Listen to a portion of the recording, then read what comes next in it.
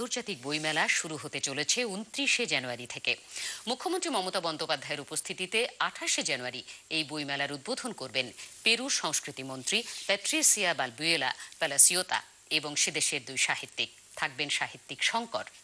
এবার বইমেলার focal theme দেশ পেরু, ৫,০০০ বছরের পুরনো ইনকা সভ্যতা আবিষ্কারের ১০০ বছর এবং ভারত পেরু কূটনৈতিক সম্পর্কের ৫০ বছর প্রাধান্য পাবে এবারের বইমেলা। এবারই প্রথম অংশ নিচ্ছে বলিভিয়া, সিঙ্গাপুর। মোট ২৯টি দেশের বই থাকবে মেলায়। এখন মিলন মেলা প্রাঙ্গণে সাজো সাজো রব।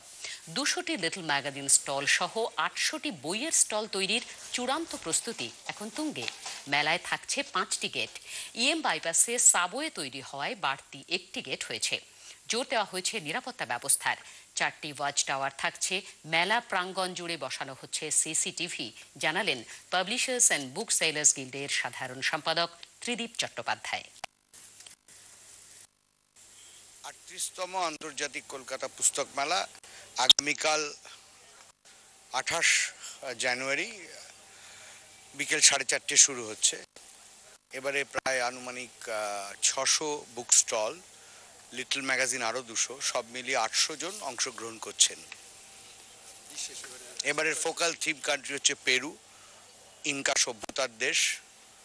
তার ৫,০০০ বছরের পুরনো ইতিহাস ১০০ বছর আগে আবিষ্কৃত হয়েছিল মাচু পিচু এক্সকাভেশনের মাধ্যমে।